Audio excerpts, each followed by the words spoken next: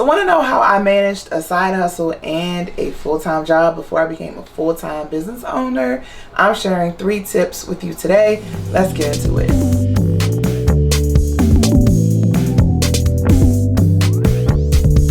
Hey there, this is Tiffany with Boss on a Budget. I help people navigate the startup process with ease and less overwhelm. And I am sharing today the experiences that I had as I was working a full-time job and working a side hustle at the same time.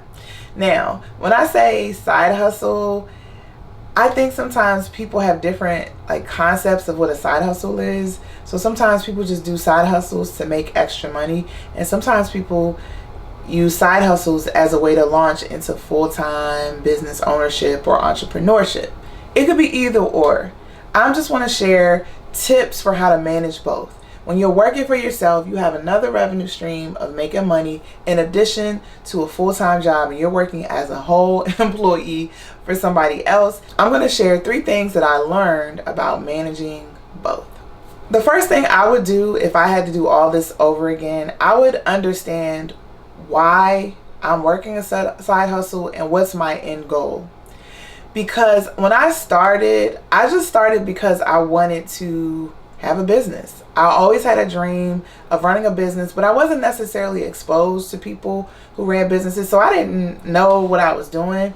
So I just put myself out there and started doing stuff and started learning. But I didn't have any concept of what that side hustle meant. Did I want to make a certain amount every month to cover a certain bill?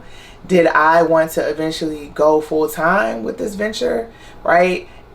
That kind of stuff matters, because then the amount of effort and where you spend your effort will help you reach that goal. So if I wanted to work full-time, I eventually wanted to leave my job, but I wasn't clear for myself that me working on the side hustle will get me there, then I wasn't going to do anything to get me nearly close to what I needed to do. Because here's the thing, when you're working a side hustle, you got to replace and make even more than what you're making on your full-time job in a lot of instances.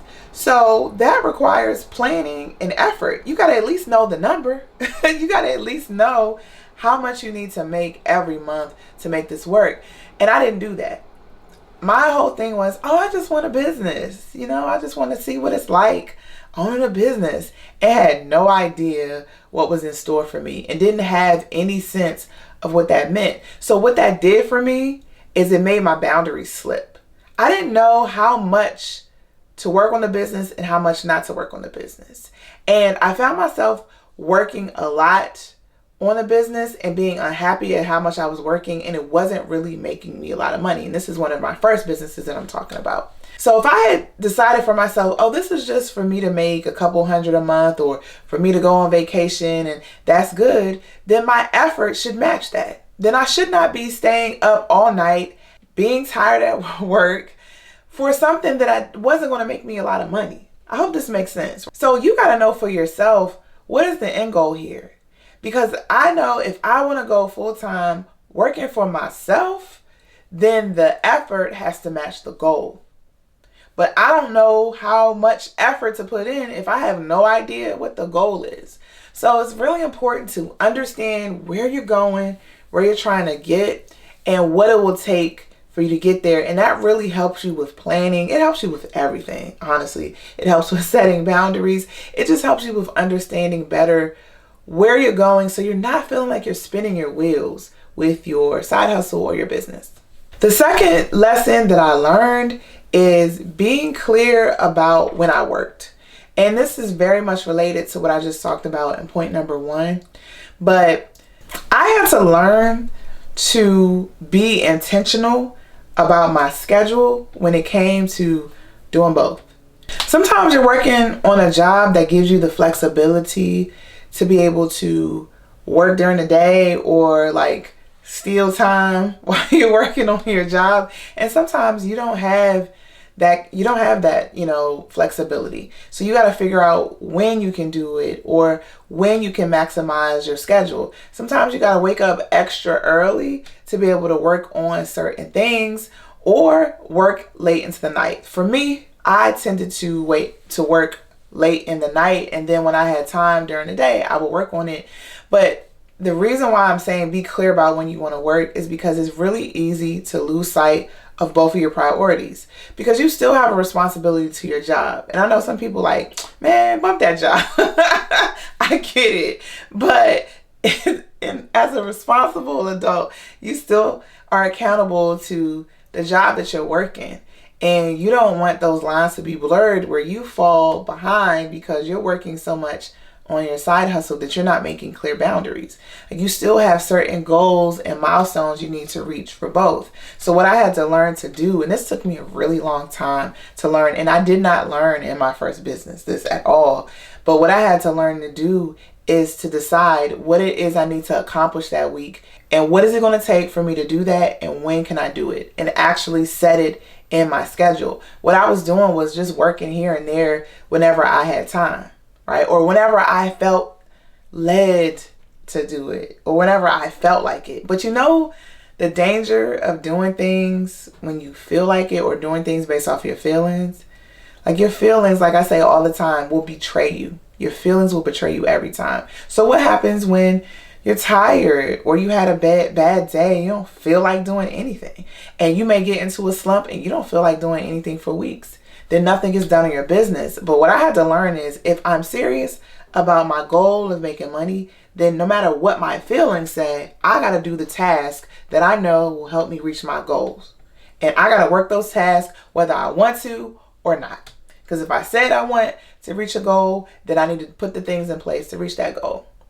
I want to give a quick caveat, because I'm very, very mindful about taking care of yourself emotionally and spiritually, and making sure you're grounded. I am not advocating for working yourself into the ground, or like the hustle culture where you just like all you do is hustle, hustle, hustle. I'm not advocating for that. But what I am saying is that running a business takes work and it takes time. So it's important for you to set aside the time and be intentional about setting aside the time so you can get your stuff done. And the last thing I learned, which is the hardest thing to accept, is that managing both takes sacrifice. So as I said before, you have certain responsibilities when you're working on a job, but you also have a responsibility to yourself, because you said that you wanted to do a side hustle or start a business. So you have priorities, you have things that you have to get done, and sometimes they're in conflict with each other. And they're in conflict with each other because your life wasn't necessarily set up to do both. But when you decided and you made the decision to start your side hustle or start your business, then that interrupted some things for you. That interrupted your schedule. That interrupted your relationships. That interrupted certain patterns.